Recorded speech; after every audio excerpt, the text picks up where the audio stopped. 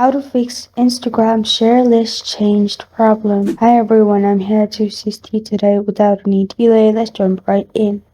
First, open Instagram on your device and then simply click on the share button at the bottom of the post or any reels.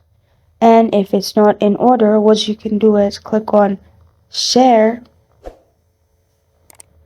You'll find different options. Simply scroll down and click on Instagram messages. Here you'll find all the order. Simply select the friends you want to send it to. After you've sent it, you're good to go. If you find this kind of glitch, you can also report it directly to the Instagram as well. After you do this, you're good to go. This is how to fix Instagram share list changed problem. Thank you for joining me today. If this video helps you out, please leave a like and subscribe for more.